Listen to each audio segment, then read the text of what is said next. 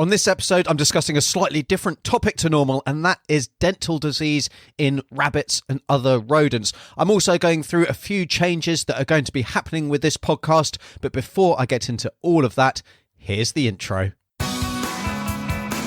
Welcome to Call the Vet, the show that answers all your dog and cat questions so they can live healthier, happier lives. And here's your host, veterinarian Dr. Alex Avery.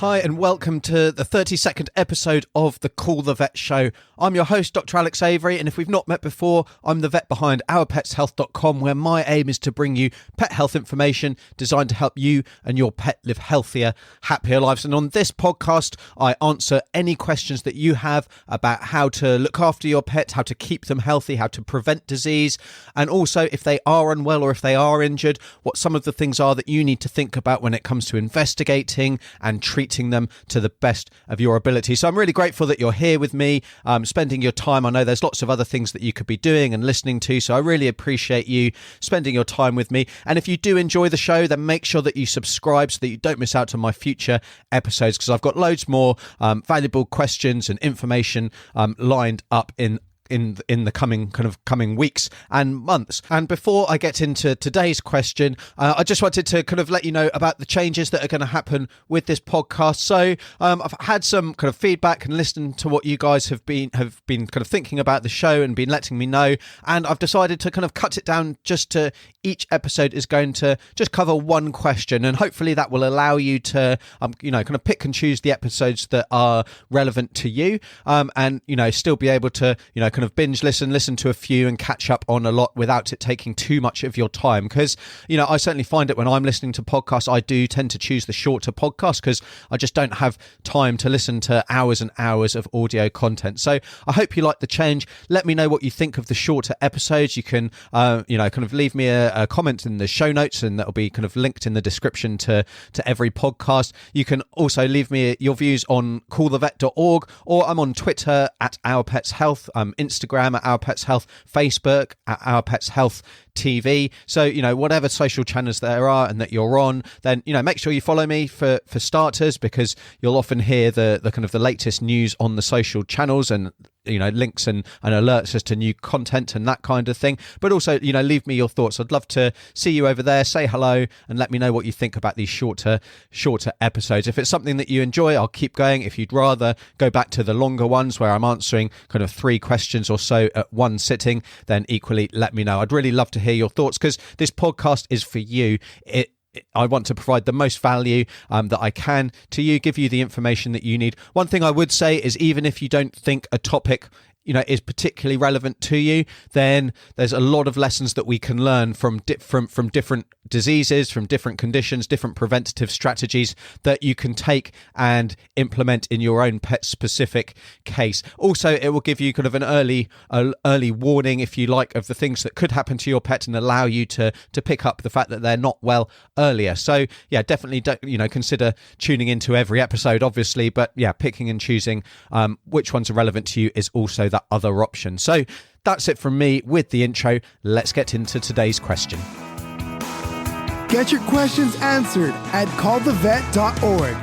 And today I've combined a couple of different questions that were sent in to me that is a little bit different to what I normally cover. So the first question was from Ariana, who wrote, "Is it normal for my bunny's teeth to be brown?" And the second question was from Maria, who said, "For choking rodents, that is rabbits, guinea pigs, rats and mice, what can I do?" So yeah, I kind of tend to cover cats and dogs on over at Our Pets Health and Call the Vet, but yeah, more than happy to answer other questions that you might have about kind of our more exotic species, if you like. Although bunnies, they're the kind of a super popular pet, and yeah, I guess they could hardly be considered exotic in a lot of places. I certainly don't see very many rabbits over here in New Zealand. Certainly saw a few more in the UK, but yeah, I don't have a lot of rabbits as my normal caseload. That said, we can certainly talk about rabbits' teeth and their diet, because that is what a lot of dental problems relate to. And the same goes for guinea pigs, rats and mice too. So when they're young, certainly rabbits' teeth, they normally are very white. Now, they can discolour as they age. They can become a little bit more yellow and a little bit kind of browny. It depends really kind of the degree of that colouring as to whether that's an indication of a problem or not. But very often a slight discolouring, especially as they get older, is perfectly normal and isn't anything to worry about. That being said, if the discoloration is quite marked, if the colours are really dark, especially in rabbits, I mean, with rats and mice and things, that they can have darker teeth, certainly in my experience. But with rabbits, if the teeth are dark, then dental disease is certainly a possibility. Dental disease really shows itself in a couple of different ways. The first is you might notice that your rabbit is drooling, so they're dribbling over their over their chin. It's very wet. You might find that they're actually not eating as well. You might find that they're grinding their teeth because they're in pain. You might even notice some blood in their saliva or something like that as well. Or you might notice that they develop a big kind of lump under their chin quite often, which is a sign of an abscess because of dental disease. Now, the reason that rabbits get a lot of dental problems, and unfortunately it is one of the most common problems that I see in the rabbits that I do see, and certainly when I was seeing a lot of rabbits, we see a lot of dental problems, is because their teeth are growing constantly. So it's not like dogs and cats or us, where once they've grown and that's all you've got. They grow constantly. And what happens is that if they aren't worn down, then they continue to grow and then they deform because they've got to just fit in somewhere if they're not being worn down. The reason that rabbits' teeth grow constantly is because they wear them at quite a rapid rate, because they're chewing, they're grinding that grass and their food to grind it up to make it easier to digest and get the nutrients out of, which they still have a tough time doing. Rabbits' guts aren't the most effective things in the world, and that's actually why they need to eat the kind of the first stool that's produced to then be able to extract all the goodness the second time round. The problem comes is that if we're not feeding them appropriately, and so they're not grinding their teeth down at the rate that's required, they will become deformed. So what you'll see here is the front teeth. So the front incisors is that they will start to curl around. And you might notice that that's the easiest thing to see if you're trying to look at your rabbit's teeth. The way to do that is if you could have just gently pull apart their lips at the front of obviously at the front of their mouth, then you'll be able to see those incisors. If you kind of look at pictures on Google and things like that, you'll be able to see what rabbit teeth should look like. If you're noticing that they're curved, they're overgrown, then that's a sign that there's problems. Now, we'll also get problems with the molars, so that's the teeth further back. And what they will do is that they will overgrow, but they will tend to develop uneven wear as well, and they'll shift and they'll start to develop spurs. So that's really sharp points to their teeth, which will then cut into their cheek. It will cut into their tongue. It can cause some really nasty lacerations and ulcerations that are really painful for your rabbit. They'll put up with it to a point, but it's very painful, and that's where, especially to swallow, and so that's where they'll start to drool, because it's easier to just let that saliva fall out of their mouth rather than to swallow it. Or they'll go off their food, they're not going to eat as much. And then it becomes a vicious circle, because if they're not eating as much, then they're definitely not going to wear their teeth down at all. It kind of is a self-perpetuating cycle.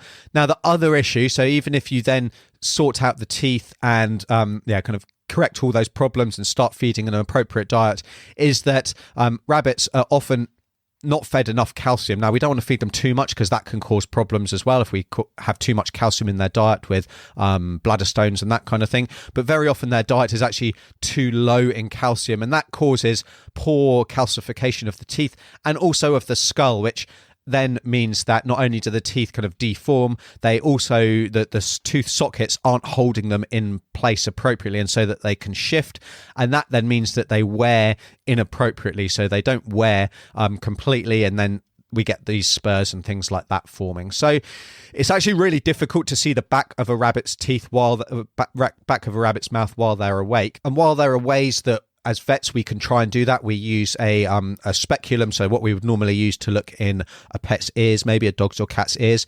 We use that and we try and get a small glimpse that really gives us just a very small glimpse. There's a lot of tissue in the way. The rabbits don't tend to like it. And so if we've got concerns about dental disease, then really your rabbit is likely to need an anaesthetic so that they can be examined properly and then any action can be taken. Another hint that we might have dental problems is if you feel under the bottom of your rabbit's jaw, is that rather than nice and smooth, it becomes lumpy. So you get lots of little kind of lumps along there, and that's a sign that there's problems with the bone, with the tooth roots, and is a sign of dental disease. And then as things progress, you can get tooth root abscesses that get really nasty big lumps under a rabbit's cheek. They are really difficult to treat. Although it's an abscess, they don't respond well to antibiotics. Even if you lance them, you drain and you flush all the pus out, they do tend to come back, and really they need to be kind of removed in their entirety if we treat it as like a cancerous lump. And even then it's really, really challenging, especially as often we're only getting those present to us as vets when they're quite big and large and the disease is already really progressed. So with any problems with teeth in bunnies, but also in rats and guinea pigs and other rodents, I'd always recommend kind of keeping a very close eye on them. And if you do have concerns, then seeing your vet, because if you get onto things sooner rather than later, you're going to have a better chance of being able to correct those problems and then instigate management strategies that will hopefully either prevent problems from coming back, although more realistically just reduce the frequency at which dental treatment's going to be needed. So that dental treatment involves cutting the incisors burring them back to an appropriate length, and also filing back spurs, removing spurs on the back teeth as well, just to increase that comfort and make eating an awful lot easier.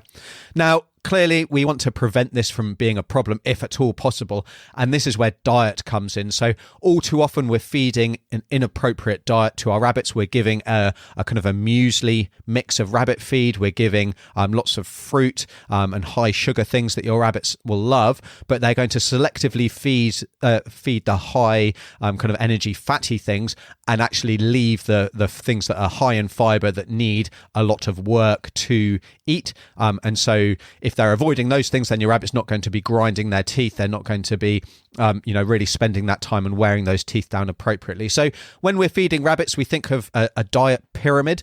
So if you think of a pyramid, and that relates to how much we should be feeding. So at the very bottom of that pyramid, we should be having unlimited grass or hay, and things like Timothy hay, orchard grass, oat hay, not alfalfa.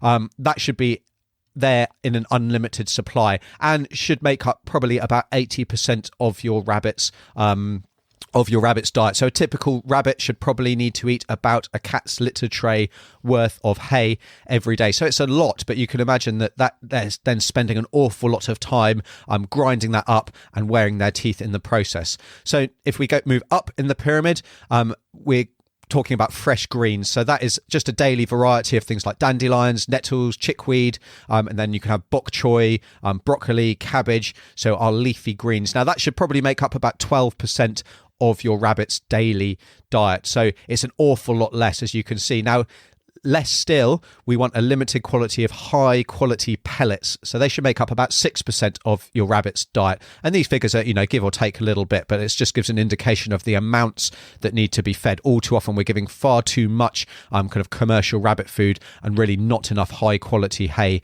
or access to grass. We also don't want to be using a muesli mix, so that this is where it's a kind of a mixture of seeds and oats and all kinds of cereal and all that kind of stuff. And the reason for that is because your rabbit will selectively feed things like the sunflower seeds. They'll pick out the high fat tasty bits, if you like, and leave the fibery bits. So I liken this to if you mixed up a bowl of salad and chocolate and gave that to a toddler, they're going to pick out the chocolate and leave the salad. So it's very much like that with your rabbit. So you want to feed a pellet, so every mouthful kind of looks the same and is the same, if you like, and that's going to give them the nutrition that they need, but also kind of give them the fiber and things like that to encourage them to chew their food. And then at the very tip tip of that pyramid, we've got occasional treats. So this is like our fruits, so strawberries and capsicum and that kind of thing. We want to be giving that only 1 or 2 times a week, and really it should make up a very tiny amount of your rabbit's diet, really using it as treats and not as a form of, valuable nutrition, if you like. So if we can kind of feed our rabbit properly in this way, then hopefully we'll be able to prevent any, problems with dental disease in the future. And like I say, it really is such a common issue, and it's probably by far and away the most common problem that I see in rabbits in my work as a vet. And so that's it for this episode of the podcast. I hope you found it interesting. Like I say, a different topic to normal. But, whatever question you have about your pet's health, no matter what pet they are, then, feel free to head over to callthevet.org and submit your question. And I'll do my best to give you the information that you need. If it is a really bizarre question about a really exotic animal, then I may not have come across that, but I'll certainly let you know and try and point you in the right direction as well. So I hope you enjoyed today's episode. Let me know what you think about these shows that just answer one question over at Twitter or Instagram or Facebook or wherever it is. Remember to subscribe, and if you do enjoy these shows, I'd appreciate it so much if you could leave me a review on iTunes or wherever you're listening to these podcasts. It helps more than you can imagine with other people finding these episodes. And speaking of reviews, I just wanted to finish off today with this review from Holly, who kindly wrote, "I love the info and tips that Dr. Avery gives out on this podcast. I'm a cat mum